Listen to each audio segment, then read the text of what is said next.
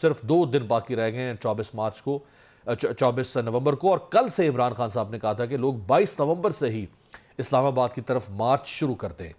ابھی تک گزشتہ 3 دن کی کوششوں کے باوجود مذاکرات میں کوئی پیش رفت ہونے کا امکان نظر نہیں آتا۔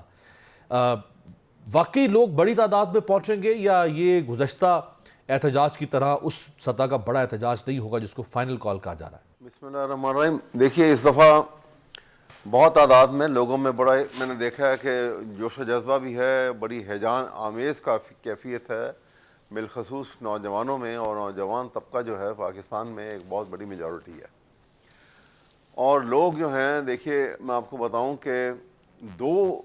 کیفیت جو ہے انسان کے اندر وہ ایگریشن پیدا کرتی ہے،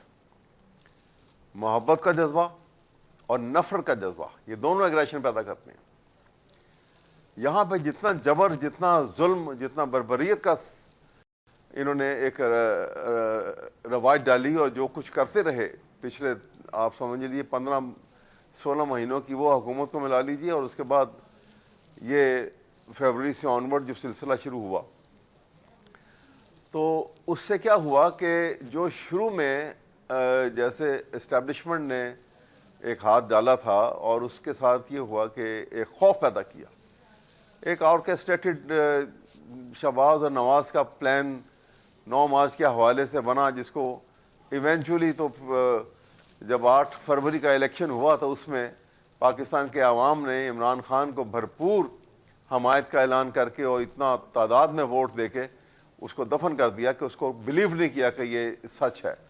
اور اسی وجہ ہے کہ اس کی آج تک اس کی جوڈیشل انکوائری نہیں کرائی گئی، آج تک اس کی آپ نے دیکھا کہ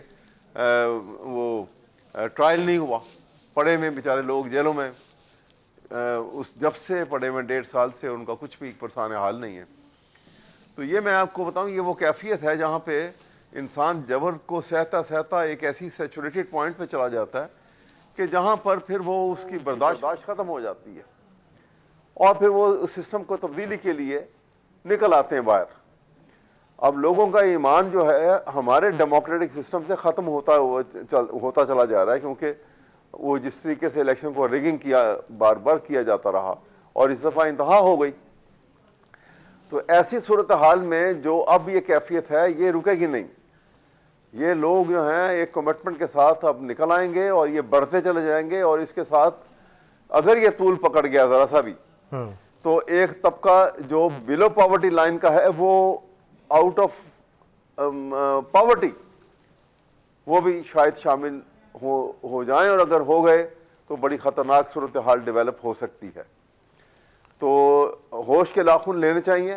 حکومت کو اور اسٹیبلشمنٹ کو، کیونکہ پاکستان کا مسئلہ ہے یہ عمران خان کے خوف کے پیش نظر یہ اس قسم کے ان کا گٹھ جوڑ جو ہے یہ مناسب نہیں ہے۔ پاکستان کی بہتری کے لیے آپ کریں تو بہت اچھا، لیکن آپ پارلیمنٹ میں جا کے وہ لوگ بٹھا دیے گئے جن کا مینڈیٹ ہی نہیں ہے، وہ فارم 47 کی پیداوار ہیں، تو ان کو عوام سے نہ تو کوئی سروکار ہے، نہ ہمدردی ہے، نہ عوام کے مسائل کو حل کرنا جو ہے وہ ان کی ذمہ داری، کیونکہ عوام کے نمائندے نہیں ہیں وہ۔ یہ فرمائے گا کہ خطرناک صورتحال ہے، میں سمجھتا ہوں۔ بالکل ٹھیک ہے، یہ فرمائے گا کہ آج اسلام آباد ہائی کورٹ میں اچانک ایک درخواست آتی ہے کچھ تاجروں کی طرف سے کہ جی اس احتجاج کو روکا جائے کیونکہ یہ دوسروں کے آئینی حق کو سلب کر رہا ہے، اور اس پہ پھر آج سماعت ہوتی ہے، وزیر داخلہ بھی جاتے ہیں۔ تو کیا ہائی کورٹ یا کوئی بھی عدالت احتجاج کو روک سکتی ہے؟ یہ تو کہہ سکتی ہے کہ پرامن کریں، لیکن کیا یہ عدالت کہہ سکتی ہے کہ احتجاج ہی نہ کریں، آپ مارچ ہی نہ کریں؟ بالکل غلط ہے یہ۔ آپ کو پتہ ہے کہ جب ایسے صورتحال ہوتی ہے نا تو کچھ لوگ ہوتے ہیں جن کے متعلق کہا جاتا ہے کہ more loyal then the king, وہ اپنی ایک ظاہری پرفارمنس دکھانے کے لیے اس قسم کی حرکات کرتے ہیں، ایسی درخواستیں دے دیں، اور عدالت کے یہ دائرہ اختیار سے باہر ہے یہ بات۔ اور جب آپ ایجیٹیشن کے لیے نکل آتے ہیں اور نکل آئیں تو پھر اس وقت یہ عدالت کو بیچ میں انٹرفیئر کرنا بھی نہیں چاہیے۔ ہاں، جہاں پہ جان و مال کی کسی کی حفاظت کی بات ہے، وہ میٹر جو ہے وہ لا انفورسنگ ایجنسیز اس حد تک کریں اور عدالت اس کا خیال رکھے، لیکن یہ پولیٹیکل میٹرز کو اس طریقے سے عدالت کے ذریعے آپ کہیں کہ وہ فنڈامنٹل رائٹس جو ہیں جن کے پیش نظر لوگ احتجاج کر رہے ہیں، تو فنڈامنٹل رائٹس کی تو کسٹوڈین ہے عدالت. تو آپ چاہیں گے کہ فنڈامنٹل رائٹس جو ہے ان کے اوپر پابندی عدالت کے تھرو لگا دی جائے، تو ممکن نہیں ہے.